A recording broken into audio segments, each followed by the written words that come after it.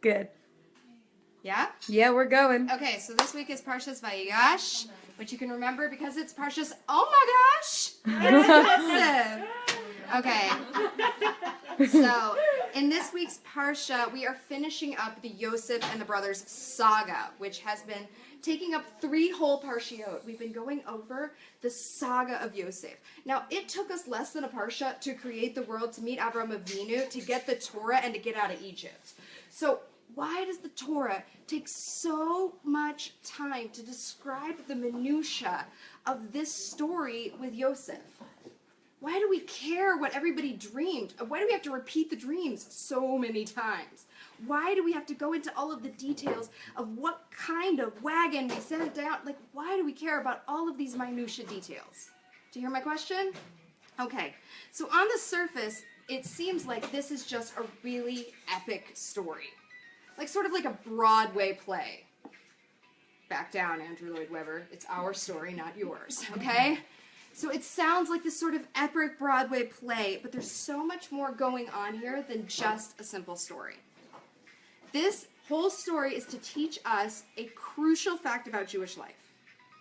That Hashem isn't in just the big events, like the creation of the world or the Torah coming down from Shemayim. Hashem is in the details. Hashem is in the tiny little aspects of the story.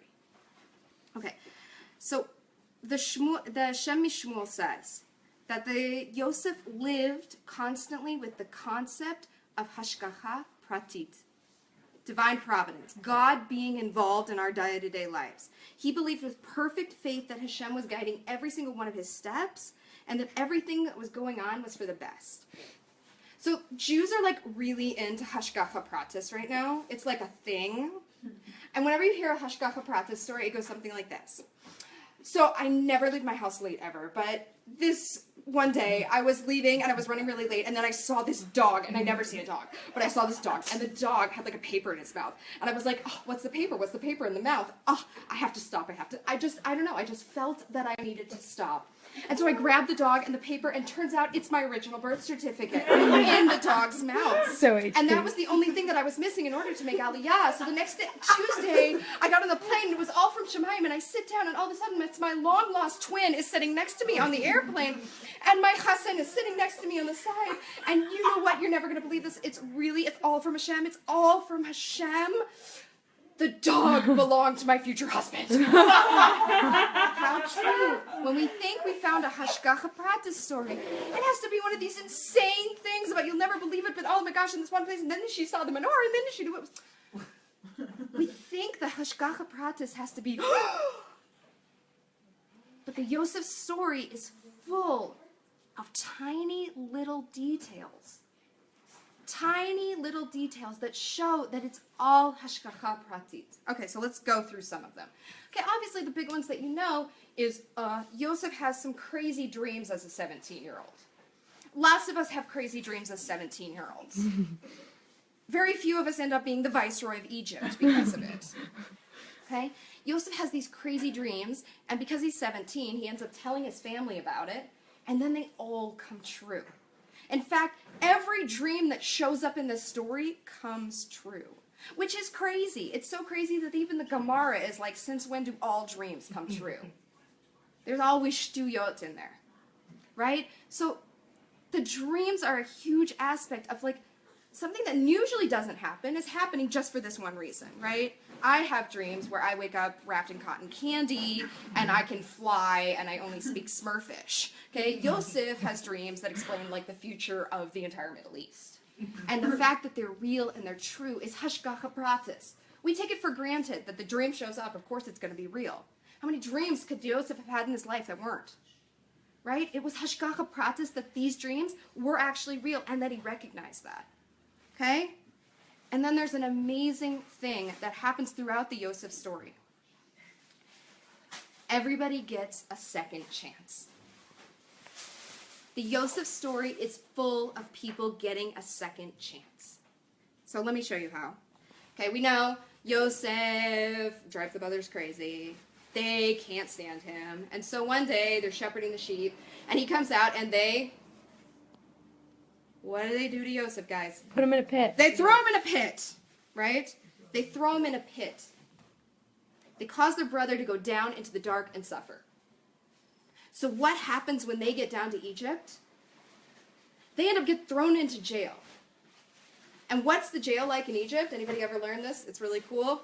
The way that they would do jail in Egypt is they would dig a hole in the ground into an underground cavern, and the jail would be here. And there would be one spot of light. And the only way in or out was up and down a rope. So when they got thrown in jail in Egypt, they got thrown in a pit. So they had caused their brother to be in a pit, so they got thrown into a pit. They got to pay back their debt in this life. Okay? The brothers totally hated Yosef, and they couldn't speak to him peacefully because they hated him so much. The Torah says they couldn't speak to him peacefully. Guess what? They're going to have another time where they can't speak at all. Yosef's going to come out and he's going to say, Ani Yosef. And the brothers, but this time, it's not their hatred that takes their words away. It's their shock and amazement at how Hashem is running the world. They're speechless again, but this time learning their lesson. Okay? The brothers hated Yosef because he was Yaakov's favorite son. The only son of Rachel, first son of Rachel. So they get a second chance. They get down to Egypt, and they have Binyamin that they didn't want to bring down. And Yosef says, I'm going to take him. And instead of selling him over, instead of just giving over the son of Rachel that nobody really liked anyway, right? Rachel was the favorite wife. They were the sons of the less favorite wife. Is it continuing? Yeah, it's still here, but now you're on. Oh, here I am. Sorry about that. Always answer the phone for your husband. Okay, moral lessons. So they're standing there and they're defending Rachel's son. They're saying, you can't take him because it'll hurt our father too bad. Well, where was that concern when you chucked Yosef in a pit? They're getting a second chance to do the right thing. And guess who else is getting a second chance to do the right thing? Yosef. Because Yosef didn't do everything right either. Yosef, at the beginning of the story, we're going back 3 Parshiot, he accused them to their father. He went and spoke slander about them to their father instead of going to them. Instead of going, hey guys, so I feel like you're eating the limb off a living animal. I feel like you're calling the brothers slaves. I feel like you're committing some sexual immorality issues with the Canaanite ladies. Instead of going to them and being like, he went to their father. He tattled on them. Guess what? Now Yosef gets a second chance. Yosef has a really good claim against the brothers. Hey guys, remember that one time you threw me in a pit and sold me into slavery and told Dad I was dead? And what he could have done is made a huge scandal in Egypt. He could have been like, oh, here are my evil brothers that sold me into slavery. What does he do when it's time for the big reveal? Throws everybody out of the room. He speaks to them privately. He gives them the lesson privately. He says, I am Yosef. And he doesn't tell them off. He just says, I'm Yosef. Is my dad still alive? He learned his lesson. He learned his lesson about telling somebody else when you could just go straight to the person and give them the tokacha, give them the rebuke that they need. And unbelievably, within this same story, Yaakov gets a second chance. Yaakov, remember the dad in this whole story, right? Back in the story. Yeah, he's been here a couple times. Okay. Yaakov also gets a second chance. See, Yaakov and Yosef are completely intertwined. Almost anything that happens to Yaakov happens to Yosef. Has a brother who hates him, has brothers who hate him. Was a favorite, his mother was barren, his mother was barren. Dies in Egypt, there's a whole midrash that goes through all the things that Yaakov and Yosef had in common. So Yaakov was together with his son for 17 years. At the end of his life, he's again with Yosef for 17 years. They're apart for 22 years. Yaakov was away from his own father for 22 years.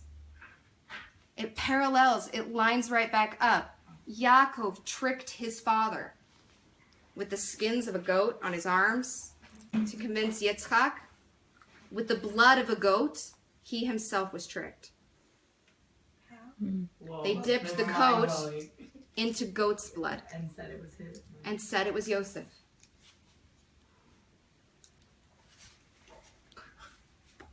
Okay? This whole story, none of the details are irrelevant. None of them. The fact that the traders coming down to Egypt happen to be carrying spices is an integral part of the story to say that Hashem was always with Yosef. Instead of them carrying tar, they were carrying pretty smelling things, which never happens. The fact that Yosef sent wagons to go get his dad is important because it was a hint to the Torah they'd been studying just before he was taken away. They'd been studying Eglah Ha'arufah, Agalot Eglah, it rhymes. Seriously, cool. Who he ended up with in jail. Put your head around the fact that the adopted daughter of his slave master in Egypt just happened to be the biological daughter of his half-sister Dinah. And by the fact that Yosef ends up marrying Osnat, then Dinah ends up being the grandmother of two tribes. Everything ends up exactly where it's supposed to be. All of the weaving and the wandering, none of the details are accidental. All of the details are carefully planned out. These stories and this one giant script that we're seeing in Yosef, Hashem is guiding every single aspect. So yesterday there was a bus strike in Jerusalem. Yeah, I know. It's okay. We'll have therapy about it. Yeah. So I ended up taking a lot of taxi cabs. So my last taxi... You were the reason they didn't have any cabs. I know. So it was like a problem. There were no cabs. There were no cabs because everybody was in a cab. So I was actually standing... I'd given a shear in Vayigash, and I was like standing at the side of the road at like 12:30 at night. Yep. And I'm like... Well, I gotta get home. And you like call the cab companies and they laugh at you. They're just like, keep it. So I'm like standing on the side of the road. I'm like, I went out to do a mitzvah. I just want to go home to my family. Please help, Kadosh Baruch Hu. And all of a sudden the taxi pulls up and it's this Israeli guy. And he's like, I already got someone in, but like just hop in the back. I'll drop him off and I'll take you home. And I'm like, yes. So I get in the cab. And then like they drop it. Practice, right? And then he ended up being my long-lost uncle. No, not true. Okay, so then I'm riding in the cab with this guy, and then we start talking because you always talk to the cabbies in Israel, and you have deep life conversations. So we're like having this conversation. And he's like, you know, the strike, I totally understand them. I have a lot of friends. They work in Agate. They don't pay them enough. You know what? They don't pay me enough. Just this month, they just took my 10% of my kupa, the amount of money he made in a month. Some government situation or something. I don't 100% understand, but basically he ended up with 10% less income because they took 10% of his earnings. So we're riding, we're driving, we're turning left. And I was like, but how's it been today? And he's like, well, it's been insane. Like, I literally have had person after person after person. I haven't even turned off my meter because people have been getting in while other people were still on their ride. So we pull up to my house, and I'm like about to get out of the thing. And he's like, I just don't understand this government. Like, how could it be that they take 10% of my... Like, he's on about it, right? He's like, how could it be that they take 10% of my money? It's just not fair. Like, how am I ever supposed to make back 10%? That's a ton of money. And I was like, yeah, you'd need a day where you just didn't even turn off your meter. And he was like, what? And I was like, well, yeah, because the boss has a different set of accounting. And the boss knows that you were 10% short. So maybe there was a bus strike today. And the end of the day, he always does accounting. And this Israeli cab driver, who didn't appear to be particularly religious, like didn't have a kippah, was kind of wearing like a tight shirt, like, you know, rolling his roll. He looks at me and goes, Beta! Elokim hu yodea ma hu oseh. God knows what he's doing. Because it's clear, God knows what he's doing. The thing is we can see these stories in the Torah, and we can see these stories when it's like, you know, in a Shabbos table, like, oh my gosh, and then this happened, and this happened, and this happened. What if we took a moment and we actually thought about Every single event in our life is part of a script. There is nothing that isn't hashgacha pratit. This is a show even bigger than Hamilton. Lavdil. This is a show that we are all actors and all players in, and everything that is happening, the entire cast of characters in your life, and all of the events, the good things and the bad things are all hashgacha pratit to bring the story to where it needs to go. What if you were to look at the people in your life as hashgacha pratit? It wasn't a mistake that you guys ended up being roommates in SEM. It wasn't a mistake that you guys are neighbors. It wasn't a mistake that she happened to be your admissions coordinator and had a nice single son. It was all hashgacha pratit. And what if we had the strength and the inner fortitude to look at the difficult things and see those as hashgacha pratit? You have a problem with health. Maybe this is just the beginning of the story. Whatever you've been going through, whatever you are going through, whatever you will go through, maybe this is only a part of a bigger script to get you somewhere else. I am sure when Yosef had Ashes Potiphar being like, hello, all day long, he was like, what? I'm sure when he got thrown in jail, he was like, what? But he never lost faith. He knew that everything was hashgacha pratit. How many times have you been sitting in the jail and in the pits of your life and you forgot to realize that God is the same one who had you upstairs, he's got you downstairs too. And that you can get out in an instant. How often do we see the hashgacha pratit in our own lives? Rav Chaim Shmuel Levitt says that if you think about Ani Yosef and the shame that the brothers felt in that moment, that huge revelation, wait to think what we're going to feel when Hashem at the end of this game says, Ani Hashem, and the whole script gets laid out before us. And he'll be like, you didn't understand at the time, but I put you in that pit because I needed you to be a viceroy later. And I was sitting in that pit with you. You thought I'd left. You thought this was hard. You thought this wasn't fair. I was with you that whole time. Because you needed that to keep the script going. It was the dramatic tension. And you didn't realize when you were viceroy up in Egypt that I was the one that put you there. It was all hashgacha pratit, down to the wagons you sent to your daddy to tell him you still know the Torah you learned together. Every detail of your life, the buses you get on, the taxis you get in, the friends that you have, the houses that you choose, the neighbors you have, every detail of your life is hashgacha pratit. Hashem is bringing you somewhere. And that's worth the Torah taking 3 parshas to tell you that the story is important. The Torah should have said, Yosef was Yaakov's son, he got sold, he went to Egypt, he became viceroy. And then we went to Egypt. I could get it done in 6 pasukim. But the Torah took the time to show you the ups and the downs and the details so that you can learn, Ani Yosef. I am Yosef. I am a story too. I am a story too, and everything that's happening is happening